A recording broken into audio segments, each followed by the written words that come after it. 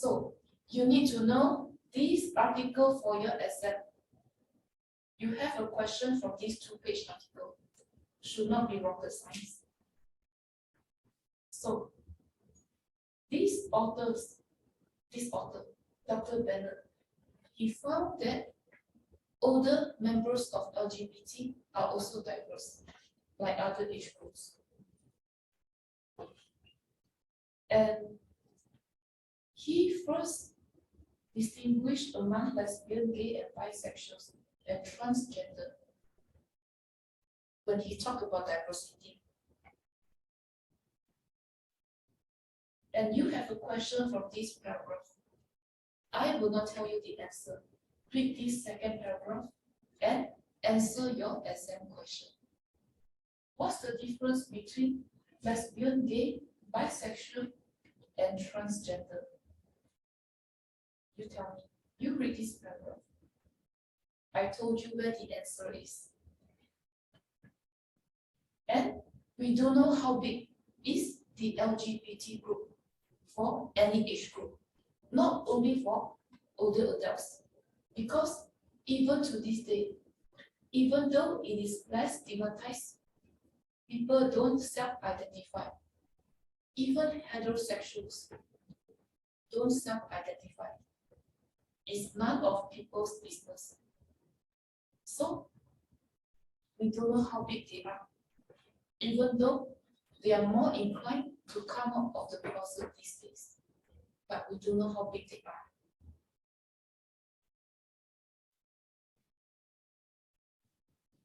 And it seems that they have been long disadvantaged and stigmatized is true, especially before World War II.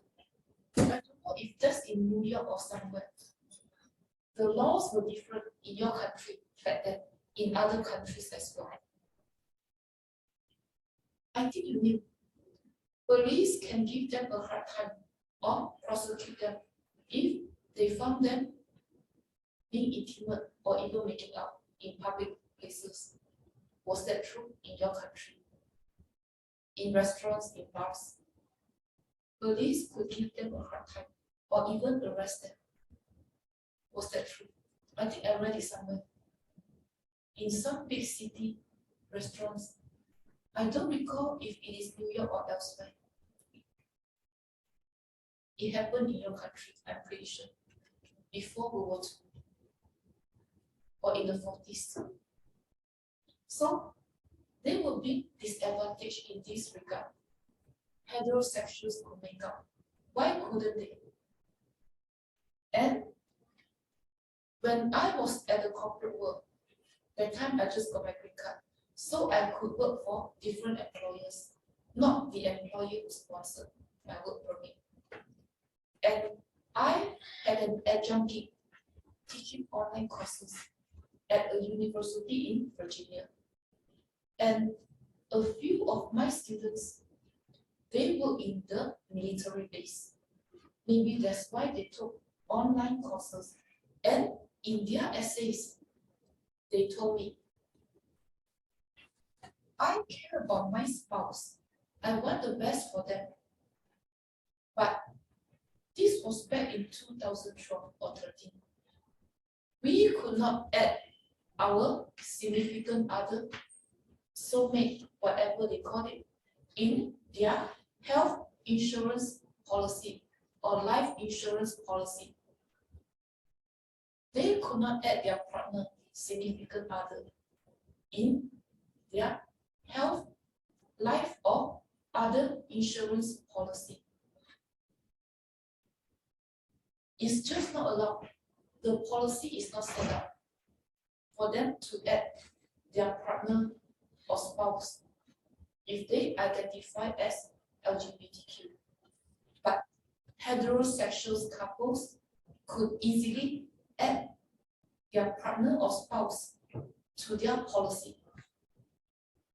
So this is another way they are still being disadvantaged.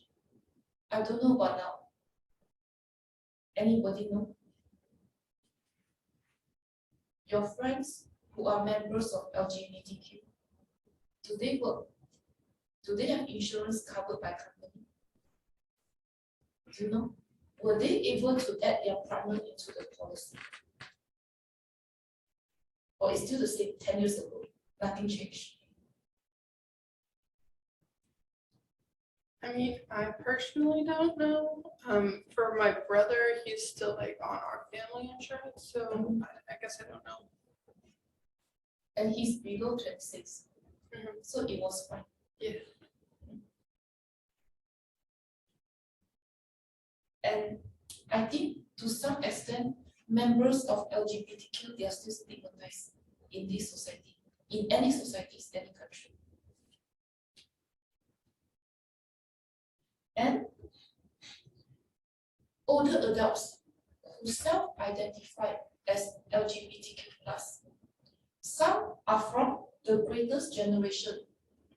The greatest generation is the generation prior to baby boomers. They experienced the Great Depression or the Great Recession as kids, as young adults. And some LGBTQs are from the baby boomers generation. I think there's no LGBTQ members from my generation, Gen X, that are classified as older adults. If we use 65 as the cutoff, I think it's either the baby boomers and the greatest generation. Do you think the greatest generation and baby boomers LGBTQ members are the same? Do you think LGBTQ members from the greatest generation who experienced the Great Recession and LGBTQ members who are the baby boomers generation, are they the same or they are distinctively different? One grew up during the times of prosperity and one experienced big class size. Teachers could not give equal attention to all. And because of that, many of them from the baby boomers generation got into trouble, committed crime because of the lack of social control and also the lack of self-control at this age. When they were adolescents or young adults, they want to try new things, and sometimes they try criminal activities, whether they realize or not.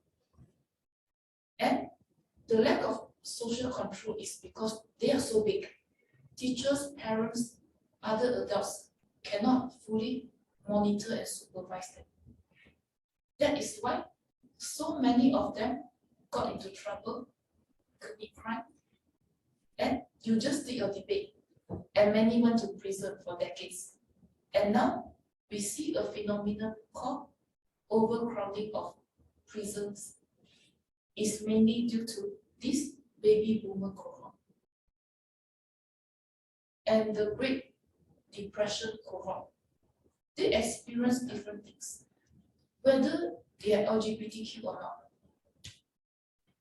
So, another diversity we see among LGBTQ is the life experience of the greatest generation is distinctively different from the life experience of baby boomers. And this greatest generation and baby boomers, they are at a different age group or life stage when this gay liberation took place. The greatest generation and the baby boomers are going to experience this gay liberation movement differently. So LGBTQ members are diverse, even for older adults. And homosexuality used to be a mental health condition until a certain time, until the 1973. So the greatest generation, if they think that they are homosexuals, they may think, I'm sick, mentally something is not right with me. They may live it secretly, quietly within their own self, or they told their family members. They were forced into different treatments and whatnot. And baby boomers, they may also experience this phenomenon at a younger age. When they were growing up, when they were young adults, people may advise them to seek medical treatment, to see a psychiatrist, because people perceive homosexuality as a disease and illness. But the greatest generation experienced this at an older age than the baby boomers generation. Can you see that? When you experience something at an older age compared to when you experience something at a younger age, it's going to be very different, your experiences for sure. So there's diversity among older LGBT groups. Even though they experience this phenomenon, they may be strongly advised or even forced to seek treatment.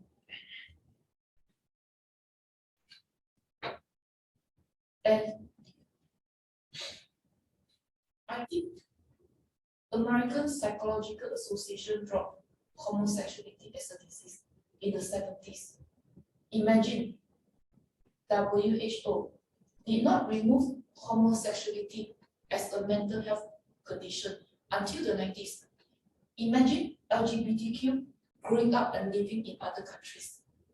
If they went by this definition, they will have a different experience than LGBTQ in the US for sure. Can you see? They are diverse. And they experience this change in medical classification in different age group, different life stages. Their experience for sure will differ, so they are diverse.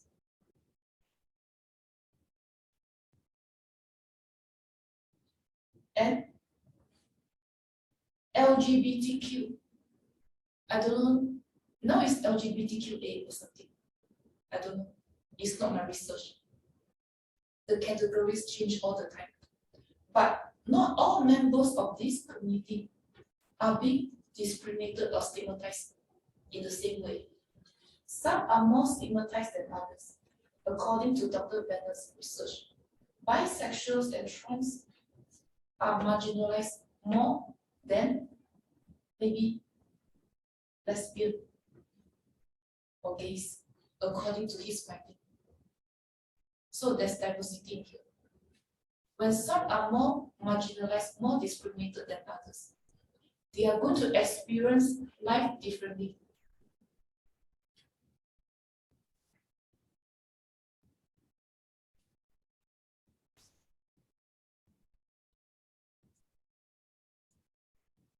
And people may only recently added trans into the classification, not the 50s or 60s or 70s or 80s. And because of that, when there's no classification, it's human nature. These so-called members of LGBT group may self-identify as another group because there's no category for them to pick.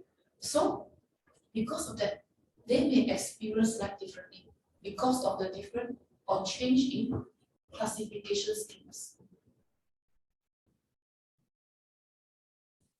And trans are more vulnerable.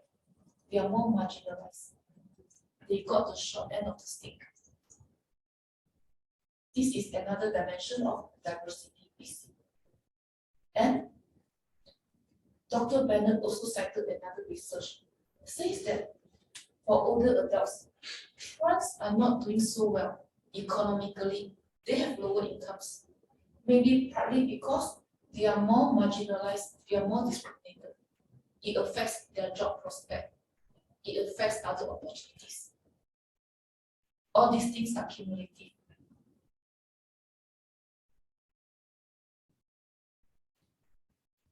And not all LGBTQ members have AIDS. And AIDS is not entirely due to LGBTQ lifestyle. AIDS can also be transmitted from the spouse having multiple sex partners to another spouse. And then vertical transmission can also happen through pregnancy. So not all LGBTQ members have AIDS. And because of that, the experience of LGBTQ members differ due to this disease, whether they have it or not, HIV/AIDS. They are going to experience different things when they go through the healthcare system, in their daily life, at work, in other spheres of life. Due to this disease, some have it, some don't. This is another dimension of how LGBTQ members or older LGBTQ members are diverse. And this can also apply to younger LGBTQ members or LGBTQ members from other generations. Some have AIDS, some don't, and they experience life differently. AIDS, HIV is another demarcation that causes the diversity among LGBT groups, regardless of generation. But in this paper, Dr. Bennett focused on older adults. And LGBTQ members from the greatest generation, if they have AIDS, they are going to experience different things, different reactions, different suggestions, different diagnoses or even treatment from medical professionals, because they live their life in a different time period, even if they have AIDS. And the greatest generation with no AIDS, they are going to experience life differently, even though they are from the same generation. And baby boomers, LGBTQ members, those with AIDS may experience different things in the healthcare settings, different suggestions, different advice given to them, different treatment options given to them, depending on whether they have AIDS or not. Different reactions from medical professionals, whether they have AIDS or not, even though they are all from the baby boomer generation. So this article tells us that there are many ways, even though it's only 2 pages, on how the LGBT groups community for older adults are very diverse. And some LGBT groups from older generations, they are more likely to experience death from their partner because they are older than LGBT groups with AIDS from the baby boomers generation. This is how diverse they are. Any question?